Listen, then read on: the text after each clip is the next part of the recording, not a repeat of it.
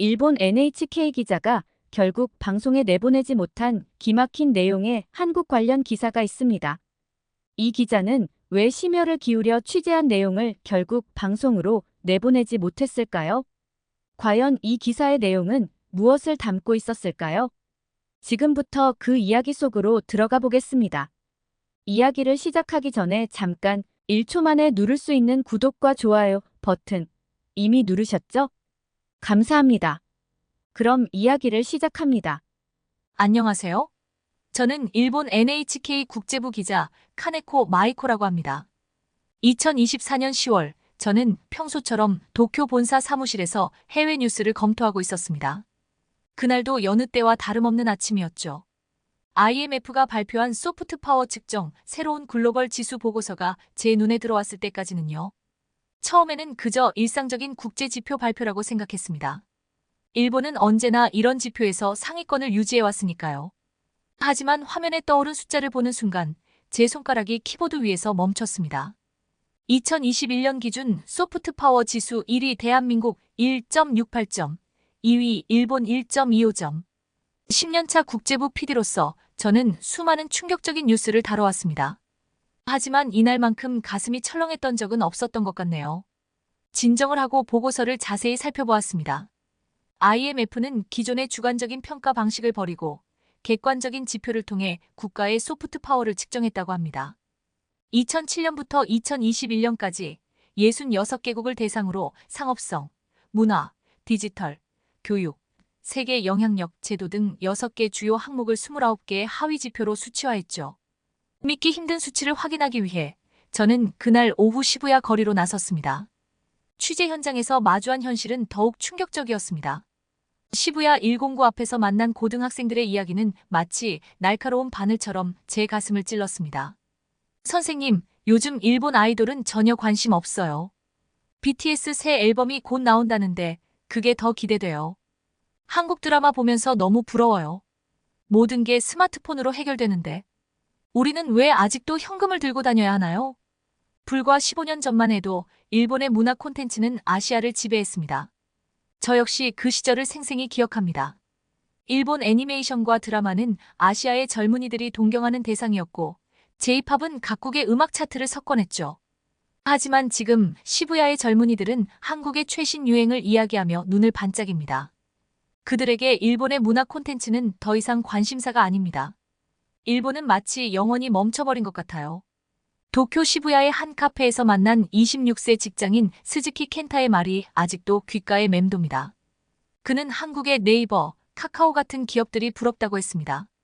우리 회사는 아직도 팩스를 쓰고 모든 서류에 도장을 찍어야 해요. 이게 정말 2024년 일본의 모습이 맞나요? 집으로 돌아와 경제 지표들을 찾아보았습니다. 반도체 시장 점유율, 전기차 배터리 기술, 오지 상용화. 한때 모든 분야에서 우리가 선두였다는 사실이 무색할 정도였습니다. 세계 경제 포럼이 발표한 디지털 경쟁력 순위는 더욱 충격적이었습니다. 한국은 계속 순위가 상승하는 반면 일본은 하락세를 면치 못하고 있었습니다. 결국 저는 한국 특별 취재를 제안했습니다. 우리가 놓친 것은 무엇이며 어디서부터 잘못된 것인지 직접 확인하고 싶었습니다. 팀장님은 빠르게 승인해 주셨죠. 하지만 그때는 몰랐습니다. 제가 마주하게 될 현실이 얼마나 충격적일지, 그리고 이 취재가 방송되지 못할 거라는 사실을요. 그렇게 저의 충격적인 한국 취재가 시작되었습니다. 인천공항으로 향하는 비행기 안에서 저는 이미 일본의 미래가 걱정되기 시작했습니다. 인천공항에 도착하자마자 저는 우리가 놓친 10년의 의미를 직접 마주하게 되었습니다. 입국장을 빠져나오는 순간부터 시작된 당혹감은 제가 알던 세상과는 전혀 다른 차원의 현실을 보여주었습니다. 잔뜩 환전해온 한국 지폐는 이곳에서 마치 낡은 골동품처럼 느껴졌습니다. 주변의 모든 사람들은 스마트폰으로 QR코드를 스캔하며 자연스럽게 게이트를 통과했습니다. 그제서야 깨달았습니다. 제가 들고 온 현금 다발이 이곳에서는 얼마나 낯선 존재인지를. 떨리는 목소리로 영무원에게 물었을 때 돌아온 답변은 더욱 충격적이었습니다. 현금 결제도 가능하시지만 디지털 결제가 훨씬 편리하실 텐데요. 한국에 계시는 동안은 디지털 월렛을 사용하시는 게 좋을 것 같습니다. 서울로 향하는 공항철도 안에서 저는 일본의 현실을 돌아보게 되었습니다. 아직도 우리는 ATM에서 현금을 인출하고 지갑에 가득 채워 다닙니다. 편의점에서 100엔짜리 음료수 하나를 사더라도 현금으로 계산하는 게 자연스럽죠. 그리고 우리는 이것이 불편하다고 생각조차 하지 않았습니다. 하지만 서울에 도착해 처음 들어간 편의점에서 저는 또 한 번 충격에 빠졌습니다. 물병 하나를 집어들고 계산대 앞에서 지갑을 열자 주변 사람들의 의아한 시선이 느껴졌어요. 심지어 직원조차 현금 거스름 돈을 찾는데 시간이 걸릴 정도였습니다. 옆에 있던 고등학생으로 보이는 남학생이 스마트폰을 꺼내드는 순간부터 결제 완료까지 걸린 시간은 단 2초. 그 순간 일본의 현금 문화가 얼마나 비효율적인지를 뼈저리게 실감했습니다. 하지만 이것은 시작에 불과했습니다. 정부 24라는 행정 시스템을 통해 모든 증명서가 스마트폰으로 발급되고 각종 민원이 앱으로 해결되는 현실은 마치 SF 영화의 한 장면 같았습니다. 반면 일본에서는 아직도 대부분의 행정 서비스가 방문 신청을 요구하고 처리에도 최소 며칠에서 몇 주가 걸립니다. 특히 충격적이었던 것은 코로나19 상황에서 드러난 양국의 디지털 격차였습니다. 한국이 QR코드와 모바일 시스템으로 재난지원금을 신속하게 지급할 때 우리는 수작업으로 서류를 처리하느라 막대한 시간과 비용을 낭비했습니다. 도쿄도의 경우 지원금 신청 서류 처리를 위해 공무원 400명을 추가로 투입해야 했다는 사실이 아직도 부끄럽게 느껴집니다. UN 전자정부 평가에서 한국이 3회 연속 세계 1위를 차지했다는 것은 결코 우연이 아니었습니다. 한국의 행정 서비스 디지털화율은 98%에 달하는 반면 일본은 고작 7.5%에 머물러 있습니다. OECD 회원국 중 최하위 수준이라는 이 수치가 가슴을 무겁게 합니다. 지하철을 타면서 마주한 현실은 더욱 충격적이었습니다. 모든 역사에 설치된 스크린도어, 실시간으로 제공되는 열차 정보, 환승 경로 안내까지. 일본의 지하철에서 종이로 된 노선도를 들여다보며 길을 찾던 제 모습이 문득 부끄러워졌습니다. 더구나 지하철 내부의 와이파이는 물론 각 칸마다 설치된 휴대폰 충전기까지. 이용객들은 스마트폰으로 영화를 보거나 게임을 하며 여유롭게 이동했습니다. 반면 일본의 지하철에서는 아직도 와이파이 연결이 불안정하고 대부분의 사람들이 종이책이나 신문을 보는 것이 일상적인 풍경입니다. 이런 모습들을 취재하면서 한 가지 분명한 사실을 깨달았습니다. 우리가 마주한 것은 단순한 기술의 차이가 아닙니다. 이것은 미래를 향한 발걸음의 속도 차이였고 변화를 받아들이는 자세의 차이였습니다. 한국은 1997년 IMF 외환위기라는 국가적 위기 상황에서 과감한 선택을 했습니다. 전자정부 추진위원회를 설립하고 행정 업무의 전면적인 디지털화를 시작했죠. 반면 일본은 잃어버린 20년 동안 변화의 기회를 놓쳤습니다. 우리는 과거의 영광에 안주하며 팩스와 도장 문화를 고수했습니다. 이제는 선택의 순간입니다. 이대로 계속 뒤처질 것인가 아니면 변화의 물결에 동참할 것인가. 하지만 솔직히 말씀드리면 이미 그 격차는 감당하기 어려울 만큼 벌어진 것은 아닐까 하는 두려움이 앞섭니다. 강남 테헤랄로에 첫 발을 디딘 순간 저는 또 다른 차원의 충격을 마주하게 되었습니다. 이곳에만 5,000개가 넘는 스타트업이 모여 있다는 사실이 믿기지 않았습니다. 더욱 놀라웠던 것은 창업자들의 나이였습니다. 한국스타트업진흥원의 자료에 따르면 창업자의 35%는 20대, 45%는 30대 초반이었습니다. 최근 일본 경제산업성의 조사 결과가 머릿속을 스쳐 지나갔습니다. 일본의 20대 청년 중 창업을 고려하는 비율이 고작 4%에 불과했죠. OECD 국가 중 최하위 수준이었습니다. 반면 한국은 20대의 창업 의향이 28%에 달했습니다. 도대체 이런 차이는 어디에서 오는 걸까요? 테헤랄로의 한 스타트업 대표를 만났습니다. 28살의 청년 CEO였죠. 처음에는 실패했어요. 그런데 그게 오히려 더 큰 도전의 발판이 되었죠. 여기서는 실패가 끝이 아니라 새로운 시작이니까요. 그의 말은 마치 천둥처럼 제 귓가에 울렸습니다. 일본에서 실패는 어떤 의미일까요? 그것은 평생의 오점으로 남습니다. 취업은 물론 결혼까지 영향을 미치는 현실에서 누가 감히 안정된 길을 벗어나려 하겠습니까? 더욱 충격적인 것은 지원 정책의 차이였습니다. 한국은 청년 창업가에게 최대 1억 원의 지원금과 함께 사무공간, 멘토링까지 제공하고 있었습니다. 반면 일본의 창업 지원은 복잡한 행정 절차와 보수적인 심사 기준으로 인해 실효성이 떨어졌습니다. 삼성, 네이버, 카카오와 같은 대기업들은 적극적으로 스타트업을 발굴하고 육성했습니다. 반면 일본의 대기업들은 여전히 종신 고용을 강조하며 안정성을 최우선 가치로 삼고 있었죠. 이런 환경에서 젊은이들은 창업이라는 위험한 도전보다 안전한 취업을 선택할 수밖에 없었습니다. 한국의 대학에서는 창업 동아리 활동이 활발했고 실제 창업으로 학점을 인정받는 제도까지 있었습니다. 반면 일본의 교육은 여전히 안정적인 직장 찾기에 초점이 맞춰져 있습니다. 학생들은 좋은 대학에 들어가고 유명 기업에 취직하는 것이 최고의 성공으로 여겨지고 있죠. 이런 획일화된 성공 공식 속에서 창의성과 도전 정신은 점점 사라져가고 있었습니다. 테헤란로의 한 카페에서 만난 20대 창업가들의 이야기가 아직도 생생합니다. 우리는 실리콘밸리를 목표로 합니다. 국내 시장은 이미 너무 좁아요. 글로벌 시장에서 승부를 걸어야죠. 반면 일본의 청년들은 어떨까요? 해외 진출은커녕 국내 시장에서조차 도전을 주저하고 있습니다. 안정성이라는 이름으로 포장된 안주가 그들의 날개를 묶어두고 있는 것입니다. 특히 인상적이었던 것은 스타트업 밀집 지역의 심야 풍경이었습니다. 밤 11시가 넘었는데도 불이 켜진 사무실이 눈에 띄었습니다. 그들은 단순히 야근을 하는 게 아니었습니다. 새로운 아이디어를 논의하고 글로벌 시장을 겨냥한 서비스를 개발하는 데 열중이었죠. 우리는 시간과 경쟁하고 있어요. 기술은 하루가 다르게 발전하니까요. 내일 우리가 개발한 것이 모레면 이미 구식이 될 수 있죠. 이런 현실을 목격하며 일본 청년들의 미래가 더욱 걱정되었습니다. 한때 세계 2위 경제 대국이었던 일본이 이제는 청년들의 도전 정신마저 잃어가고 있었기 때문입니다. 더욱 안타까운 것은 일본 청년들이 이러한 현실을 알고 있다는 점이었습니다. 변화는 시급합니다. 단순히 창업 지원금을 늘리는 것이 아닌 사회 전반의 인식 변화가 필요합니다. 실패를 용인하고 도전을 장려하는 문화가 정착되어야 합니다. 교육 현장부터 변화가 시작되어야 합니다.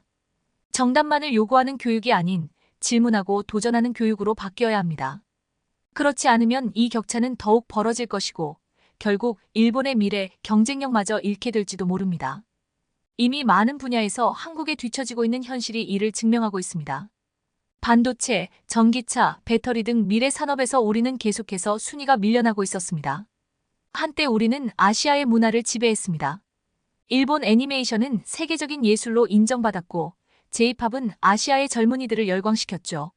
하지만 지금 그 자리는 K-팝과 한국 드라마가 차지하고 있습니다. 최근 블랙핑크의 새 앨범이 발매되었다는 소식을 들었습니다. 전 세계 음원 차트 1위, 뮤직비디오는 24시간 만에 8천만 뷰를 돌파했다고 합니다. 2020년 일본의 대표 아이돌 그룹 아라시의 미국 진출 시도가 떠올랐습니다. 당시 아라시는 브루노 마스에 70억 원을 지불하며 미국 진출용 곡을 의뢰했고 빌보드 1위를 할 경우 추가로 30억 원을 지급하겠다는 파격적인 제안까지 했습니다. 하지만 결과는 참담했습니다. MTV GMA 출연이 예정되어 있었지만 취소되었고 미국 아이튠즈 차트 532위에서 곧바로 차트 아웃되었습니다. 브루노 마스는 이후 이 협업에 대해 언급조차 하지 않았고 미국 토크쇼에서 관련 질문을 받았을 때 불편한 기색을 감추지 못했다고 합니다. 더욱 충격적인 것은 음악 산업의 디지털화 차이였습니다. 2022년 기준 일본 음악 시장에서 CD 판매가 차지하는 비중이 여전히 70%를 넘습니다. 반면 K-팝 산업은 이미 2010년대 초반부터 유튜브와 SNS를 적극 활용했고 글로벌 팬들과 실시간으로 소통하며 새로운 마케팅 전략을 선보였습니다. 한국의 엔터테인먼트 기업들은 이미 글로벌 기업으로 성장했습니다. 하이브는 미국 나스닥에 상장되었고 사우디아라비아에서 K-팝 경연 대회를 여는 등 세계화 전략을 가속화하고 있습니다. 반면 일본의 대형 연예 기획사들은 여전히 국내 시장 중심의 보수적인 경영을 이어가고 있습니다. 드라마 시장은 더욱 극명한 차이를 보여줍니다. 넷플릭스 글로벌 탑10에서 한국 드라마가 차지하는 비중은 평균 30%에 달합니다. 반면 일본 드라마는 좀처럼 찾아보기 어렵습니다. 오히려 일본의 유명 만화나 소설이 한국에서 드라마로 제작되어 세계적인 성공을 거두는 경우가 늘고 있습니다. 우리가 놓친 것은 무엇일까요? 한국의 콘텐츠 제작자들은 처음부터 글로벌 시장을 겨냥합니다. 기획 단계에서부터 다국어 자막을 고려하고 세계 각국의 문화적 정서를 반영합니다. 그들의 성공은 결코 우연이 아니었습니다. 특히 한국의 웹툰 시장은 충격적이었습니다. 네이버 웹툰의 월간 사용자 수는 이미 8천만 명을 넘어섰고 글로벌 웹툰 시장의 80%를 장악하고 있습니다. 반면 일본의 디지털 만화 시장은 여전히 종이 단행본 판매에 의존하고 있습니다. 한국의 콘텐츠 기업들은 AI 기술을 활용해 번역의 정확도를 높이고 빅데이터로 소비자 선호도를 분석합니다. 실시간 댓글 시스템으로 팬들과 소통하며 이를 콘텐츠 제작에 반영합니다. 이것은 단순한 기술의 차이가 아닙니다. 시대의 변화를 읽는 통찰력의 차이입니다. 최근 한 충격적인 통계를 보았습니다. 아시아 청소년들이 가장 배우고 싶어하는 외국어 순위에서 한국어가 일본어를 앞질렀다고 합니다. 문화적 영향력이 경제적 이익으로 이어지는 것을 목격하면서 우리가 잃어버린 것이 단순히 시장 점유율이 아니라는 것을 깨달았습니다. 일본 방송 PD로서 이런 현실을 마주하는 것은 참으로 고통스러운 일이었습니다. 우리는 언제부터 이렇게 뒤처지기 시작한 걸까요? 아니, 어쩌면 우리는 앞으로 나아가는 것을 멈춘 채 과거의 영광에 취해 있었는지도 모릅니다. 이제는 더 이상 일본 문화의 세계화라는 말을 쉽게 할 수 없게 되었습니다. 우리는 변화하는 세계에 적응하지 못한 채 우리만의 방식을 고집하다가 결국 문화 강국의 지위마저 내어주게 된 것입니다. 이것은 단순한 세대 교체가 아닙니다. 미래를 향한 시각과 도전 정신의 차이가 만들어낸 필연적인 결과였습니다. 취재의 마지막 날, 저는 한국이 그리는 미래의 모습을 직접 확인하고자 했습니다. 자율주행 버스가 달리고 있는 판교 제로시티는 마치 영화 속 한 장면 같았습니다. 도시 전체가 하나의 거대한 실험실이었습니다. 자율주행 버스 10대가 실증 운행을 하고 있었습니다. 레이더, 라이다, 카메라 등 첨단 센서로 주변 환경을 실시간으로 분석하는 기술이 이미 상용화를 앞두고 있었습니다. 도쿄에서는 아직도 자율주행 시범 운행 허가를 위한 규제 완화를 논의하는 중입니다. 현대자동차의 수소 전기차 실증 단지도 방문했습니다. 일본의 도요타가 수소차 개발에 주력하고 있지만 시장 반응은 한국이 앞서고 있었습니다. 전기차 분야에서는 현대차가 테슬라에 이어 세계 2위 판매량을 기록하고 있다는 사실이 충격적이었습니다. 더욱 놀라운 것은 스마트시티 통합 관제센터였습니다. 교통, 통신, 에너지 등 도시의 모든 인프라가 하나로 통합되어 있었고 AI가 실시간으로 데이터를 분석하며 도시 전체의 효율을 최적화하고 있었습니다. 일본의 슈퍼시티 구상이 아직도 계획 단계에 머물러 있는 것과는 큰 차이였습니다. 삼성전자의 시스템 반도체 공장을 방문했을 때의 충격은 아직도 잊을 수 없습니다. 3나노 공정이 이미 가동되고 있었고 2나노 개발도 상용화에 들어갔습니다. 반면 일본의 반도체 산업은 이미 세계 시장에서 존재감을 잃어가고 있었습니다. KT AI 연구소에서는 초거대 AI 모델을 자체 개발하고 있었습니다. 한국어에 특화된 AI 모델은 이미 실생활에서 다양하게 활용되고 있었죠. 일본은 아직도 AI 개발을 해외 기업에 의존하고 있는 실정입니다. 도시 곳곳에 설치된 디지털 트윈 시스템은 도시의 모든 변화를 실시간으로 모니터링하고 있었습니다. 교통체증, 대기 오염, 에너지 사용량까지 모든 것이 디지털화되어 관리되고 있었죠. 이는 단순한 기술의 차이가 아닌 미래를 바라보는 시각의 차이였습니다. 한국의 로봇 배달 서비스는 이미 일상이 되어 있었습니다. 대학 캠퍼스나 아파트 단지에서 자율주행 로봇이 음식을 배달하는 모습은 더 이상 신기한 광경이 아니었습니다. 일본에서는 아직도 규제와 안전성 문제를 논의하는 중입니다. 메타버스 기술의 발전도 놀라웠습니다. 가상 공간에서 쇼핑하고 공연을 관람하는 것이 자연스러운 일상이 되어 있었습니다. SK텔레콤의 아이프렌드는 이미 전 세계 1억 명의 사용자를 확보했다고 합니다. 오지 네트워크의 보급률은 이미 90%를 넘어섰고 6G 개발도 본격화되고 있었습니다. 일본이 오지 보급률 30%에 머물러 있다는 사실이 부끄러웠습니다. 이런 현실을 마주하며 저는 우리가 놓치고 있는 것이 단순한 기술이 아니라는 것을 깨달았습니다. 우리는 미래를 향한 도전과 혁신의 정신을 잃어버린 것입니다. 취재를 마치며 든 생각은 이제 일본은 선택의 기로에 서 있다는 것입니다. 계속해서 과거의 방식을 고수할 것인가, 아니면 과감한 변화를 시도할 것인가. 하지만 시간은 우리 편이 아닙니다. 한 주간의 취재를 마치고 나리타 공항으로 향하는 비행기 안에서 저는 이 모든 내용을 과연 방송할 수 있을지 고민했습니다. 우리의 현주소를 있는 그대로 보여주는 것이 과연 시청자들에게 도움이 될까요?